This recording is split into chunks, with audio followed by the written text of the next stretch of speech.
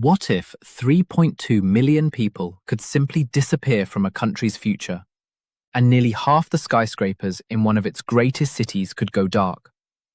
Keep watching, like this video, and follow along, because the next city shock could change everything you thought you knew. You heard that right. Britain may be witnessing one of the most dramatic escapes of the modern era, as its own people increasingly look across the Atlantic for something they believe is disappearing at home. The United Kingdom, once imagined as Europe's wealthy, stable giant, now looks far more fragile from the inside. Behind the ancient buildings, royal history, and romantic image of a land covered in fog are soaring living costs, crushing taxes, an exhausted safety net, and a growing sense that millions of professionals, engineers, intellectuals, and middle-class families are running out of patience. And where are they looking? America.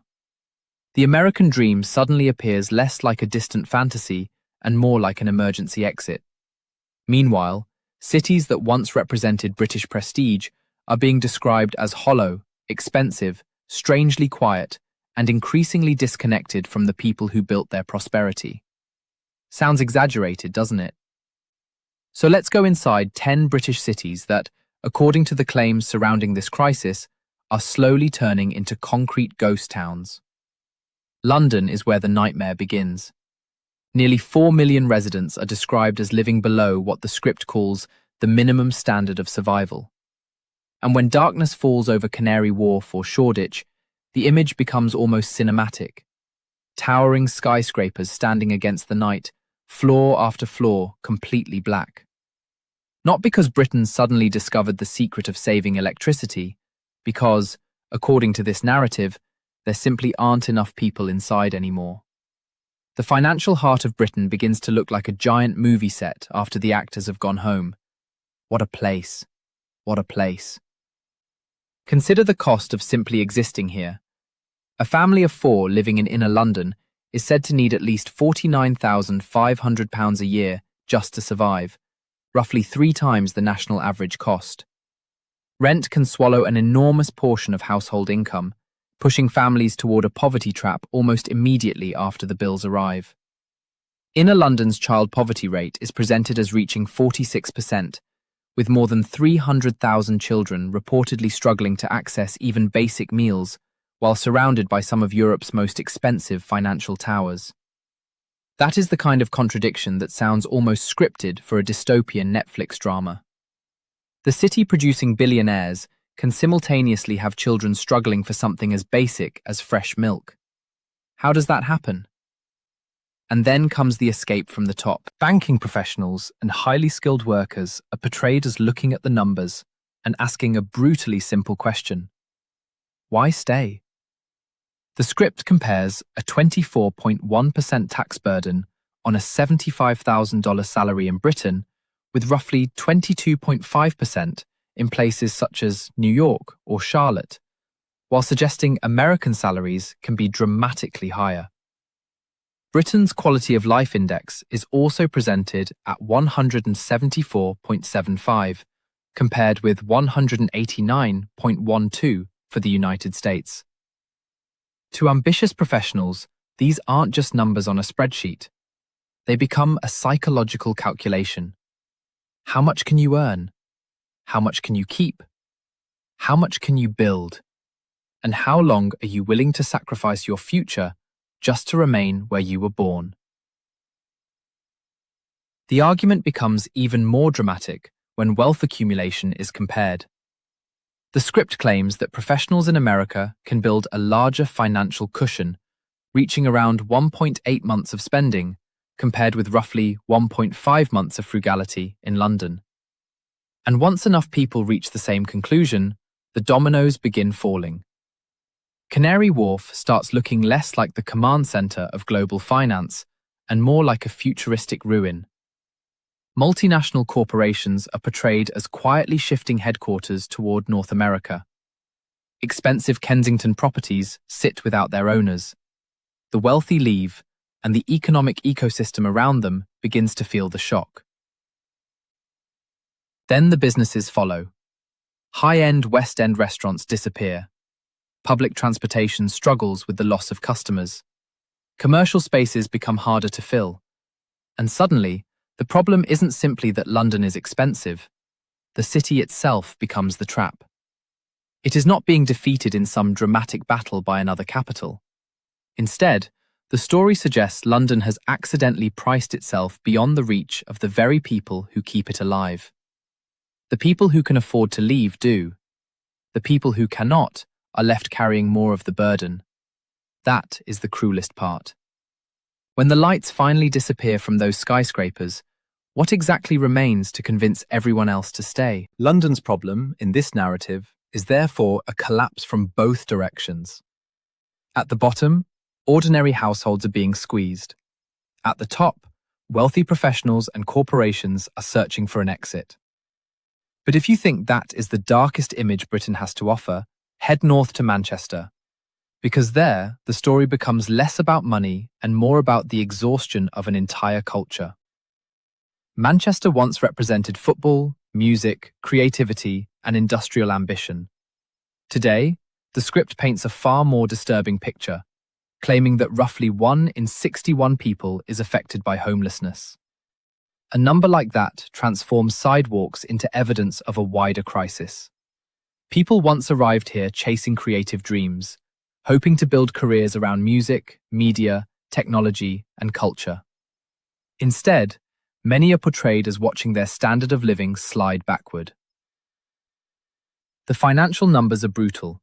Average disposable income is described as falling to approximately £16,500 a year, around 41% below London. Yet the price of escaping into even a small piece of the city remains enormous. A one-bedroom apartment in the centre is presented at roughly £1,700 a month. Think about that for a second. Whatever you earn, a huge portion can disappear straight into the landlord's account. You work, you get paid, you hand it over. You work again, you hand it over again. What kind of freedom is that? Child poverty across Greater Manchester is described as worsening, dragging places such as Oldham and Bolton deeper into the same cycle. The Quality of Life Index is placed around 158 to 160, putting Manchester among the most disappointing cities in Western Europe, according to the Scripps comparison. And when Manchester is placed beside older American industrial cities, such as Chicago, the contrast is portrayed as devastating. Lower wages, heavier taxes, and fewer opportunities for people determined to climb higher. The result is a migration that doesn't arrive with a marching band. It happens quietly. Media City UK, once a symbol of Manchester's modern media economy, is portrayed as struggling to retain workers. Filmmakers, technology engineers, and digital professionals are losing patience. Instead of fighting endlessly against the same pressures, they pack their bags and look toward Atlanta, Los Angeles, or other American destinations where they believe they can rebuild their careers with greater opportunity. Even the skyline becomes part of the tragedy. Newly constructed apartment towers that were supposed to symbolize Manchester's future are described as becoming ghostly concrete blocks. Buyers walk away from mortgage agreements, deposits are sacrificed, and the nighttime economy, once powered by packed stadiums, clubs, music venues, and young people spending money, begins to cool, because purchasing power has been squeezed almost completely out of the younger generation. Manchester is no longer portrayed as a city people are excited to build their lives in. It becomes an expensive shell, beautiful from a distance, but hollow when you step inside. The city doesn't collapse with an explosion. It simply loses its youth, its media workforce, and eventually its energy. But the migration doesn't stop there. From Manchester's industrial ruins, the next wave moves toward one of Britain's most expensive academic centres. Edinburgh looks historic, prestigious, and almost impossibly cinematic from the outside. Castles, ancient streets, dramatic stone buildings, everything looks like the opening scene of a major Hollywood production. But according to this narrative, behind that beautiful facade is another crisis. Imagine becoming seriously ill in Edinburgh and discovering that the person standing between you and treatment might be a 6-month waiting list, while the doctor you actually need has already landed somewhere in Florida. It sounds like dark comedy, but that is precisely how the healthcare crisis is framed here. Scotland's richest city is portrayed as suffering from a cruel contradiction. Around 78,000 people, equivalent to approximately 15% of the capital's population, are said to be living in relative poverty. More than 1/5 of children reportedly lack basic necessities, even while ancient castles tower above them. Housing makes the situation even more painful. The script claims that extremely expensive property has pushed around 15,600 people below the poverty line, while homelessness across Scotland has climbed to nearly 29,000 cases. Electricity, food, and housing costs keep rising, draining whatever savings households manage to build. But the most devastating blow, according to the argument, comes from the people responsible for keeping the system functioning. Doctors and other NHS healthcare professionals are portrayed as exhausted by low compensation, overwhelming pressure, and increasingly difficult working conditions. So, they make what the script describes as a pragmatic decision. Leave. Go to America. Yes, American healthcare may require insurance and comes with its own costs, but the attraction is higher compensation, more manageable working conditions, and what these professionals perceive as greater respect for their labor. When another harsh winter arrives and heating bills explode, the final psychological barrier breaks. A medical escape begins. The historic Old Town and New Town areas are then portrayed as losing long-established businesses as shops and companies close their doors. The departure of educated professionals weakens the economic base that supports the city. Edinburgh, once presented as a cultural and financial powerhouse, begins to resemble an expensive museum. Beautiful, historic, and impressive, but increasingly lacking the living energy that made it important in the first place. And that creates a terrifying question. What happens when the people responsible for caring for society become the first ones desperate to leave? What is the value of magnificent architecture if the people living among it can no longer afford to survive? The healthcare crisis and cost of living pressure have already pushed Edinburgh toward the edge in this story. But leave the Scottish capital and travel south, toward another symbol of British knowledge. Because in Cambridge, the bleeding takes on an entirely different form. Imagine spending your morning creating an artificial intelligence algorithm capable of shaping the future of humanity, only to spend your afternoon realizing that your salary may not even be enough to rent a 2-bedroom apartment. Welcome to the contradiction presented as Cambridge, a city filled with some of the world's brightest minds, yet increasingly unable to provide those minds with a comfortable life. The script describes Cambridge as one of the UK's most unequal cities, with life satisfaction falling to around 6.5 out of 10. In King's Hedges, the contrast becomes especially disturbing. Male life expectancy is presented as only 61 years, around 12 years lower than in a wealthy neighbourhood just a few streets away. And beside the million-dollar laboratories of Silicon Fen, more than 33,000 children are described as living below the poverty line. Knowledge, wealth, technology, poverty, and inequality all collide within the same few miles. What kind of technological miracle is that? And naturally, the brightest minds begin looking across the ocean. The script claims AI scientists and engineers can earn roughly 30% to 50% more in Silicon Valley or Boston, while also benefiting from deeper research funding and stronger compensation packages. In Cambridge, meanwhile, modest salaries make home ownership increasingly unrealistic for top professionals. Startups are therefore portrayed as dissolving, relocating, or moving their headquarters to the United States.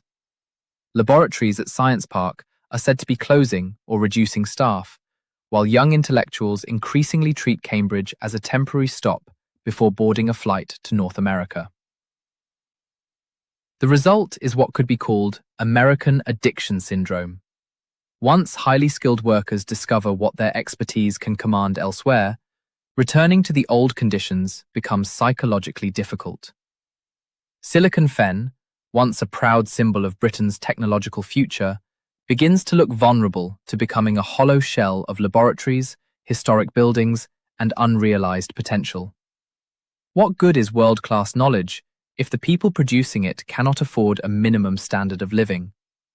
And how can Britain maintain its technological strength when its brightest minds are building the future for competitors across the Atlantic? If you believe freedom means choosing where you work, Bristol offers another brutal lesson. That freedom, the script suggests, lasts only until the housing bill arrives. A small one-bedroom apartment in central Bristol is presented at approximately £1,150 per month.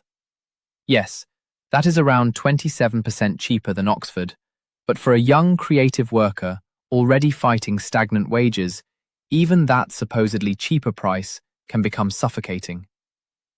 Bristol once celebrated itself as a cradle of art, technology, and progressive thinking. But the shortage of affordable housing is portrayed as driving artists, aerospace engineers, and freelancers away from the very city that once attracted them. Put Bristol beside Austin, Texas, or Denver, Colorado, and the comparison becomes ruthless. Even though the overall cost of living in Britain is described as roughly 5% lower than in America, stagnant British wages have, according to this narrative, destroyed much of that advantage. After taxes and healthcare costs, workers in American innovation centers can still possess far greater disposable income than workers earning modest salaries in Bristol. So the migration begins again. Aerospace engineers apply for specialist visas. Creative professionals search for American opportunities. Freelancers look toward US states with more favorable tax environments. The harbourside follows the same pattern. Restaurants and bars close. Co-working spaces sit empty. The young professionals who once gave Bristol its identity gradually disappear. And when a social safety system provides limited protection for self-employed workers, the decision becomes brutally simple. Adapt, leave, or struggle. Bristol, once vibrant and creative, begins to look like a quieter, emptier, more soulless coastal city. What a transformation. What a transformation. Oxford sounds impressive before you actually look at the numbers. A 1,000-year-old reputation, one of the most famous universities on earth, historic architecture everywhere you turn. It sounds like the perfect intellectual paradise, until a university professor discovers that his monthly salary may struggle to compete with what a fast food restaurant manager can earn in Massachusetts. Suddenly, the postcard image begins to crack. Even without rent, the script places Oxford's living costs around 9.2% above Bristol. Once housing is included, the difference climbs to approximately 11.2%. A one-bedroom apartment in central Oxford can cost as much as £1,570 per month, roughly 27% more than Bristol. The result is a housing crisis that is turning one of Britain's most iconic knowledge centres into a place where the intellectual working class increasingly struggles to survive. Behind the famous university walls sits a deep income divide. Senior management enjoys generous benefits, while younger faculty members and graduate students face suffocating financial pressure. And then comes the comparison that hurts. Their salaries are portrayed as falling far behind colleagues at Harvard, Stanford, and MIT. The script also contrasts the American healthcare system, where insurance is required, but faster treatment is presented as more accessible, with the supposedly overwhelming and endless waiting times associated with NHS Oxford. One pressure overlaps another, and suddenly the academic brain drain begins. Young professors accept invitations from North American research institutions. Intellectual families sell properties and assets in England and move toward American university towns. The surrounding commercial economy feels the consequences as faculty and student purchasing power falls. Research infrastructure projects stall because highly skilled workers are missing. Businesses that depended on the university ecosystem weaken. Oxford gradually begins to resemble a collection of beautiful historic buildings designed primarily for tourists.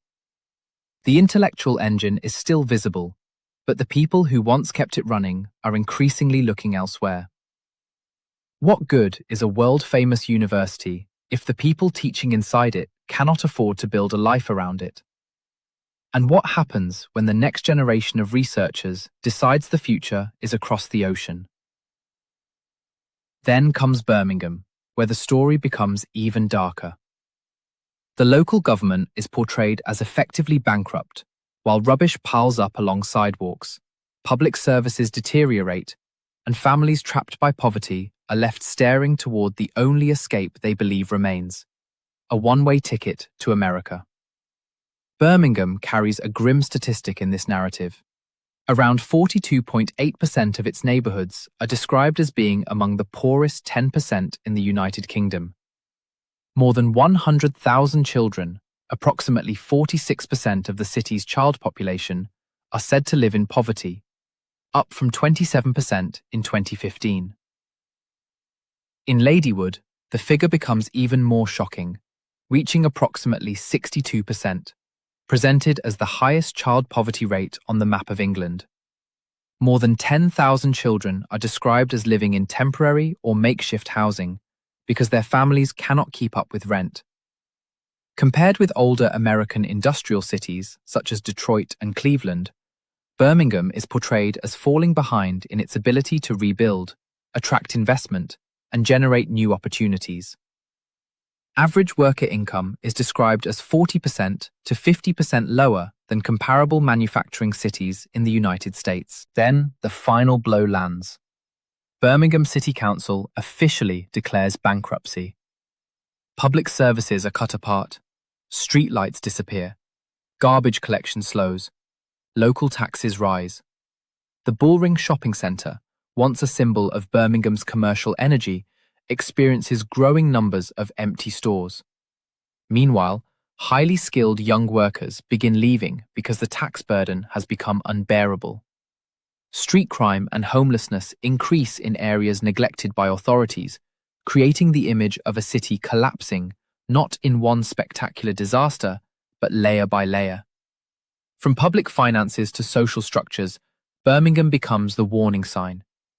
What happens when a city can no longer afford the basic services that made it livable? And if you think hard work is supposed to be the escape from poverty, Leeds offers another uncomfortable answer. Here, the script claims that 64% of children experiencing food insecurity come from households where their parents work every day. Leeds has 105 neighbourhoods ranked among the poorest 10% in the country, with nearly 175,000 people, almost 1/4 of the population, living in absolute poverty. In Bermontofts, Richmond Hill and Hyde Park, child poverty is presented at staggering levels between 42% and 44%. The message is brutal. Having a job no longer guarantees a decent life. That is why Leeds's financial services, legal sector, digital economy, and healthcare industries are portrayed as experiencing a quiet white-collar exodus. Salaries in finance and tax are described as 30% to 40% below those offered in American financial centers such as Chicago or Charlotte.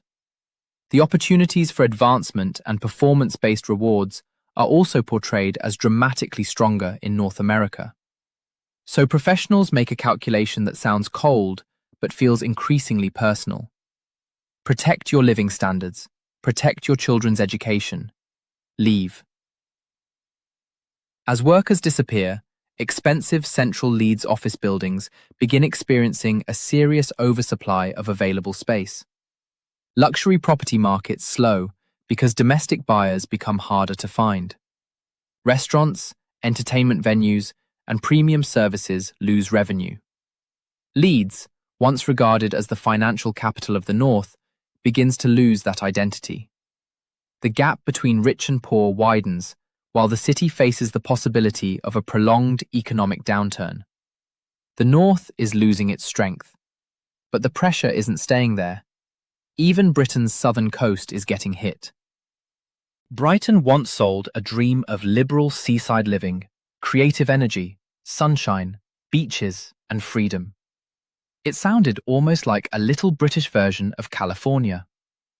But the dream becomes far less glamorous when rents start approaching London levels while incomes remain precarious. The cost of living rises toward capital city territory, but compensation does not follow. Brighton has an unusually high concentration of freelancers and creative entrepreneurs, many of whom have little protection when the economy turns against them.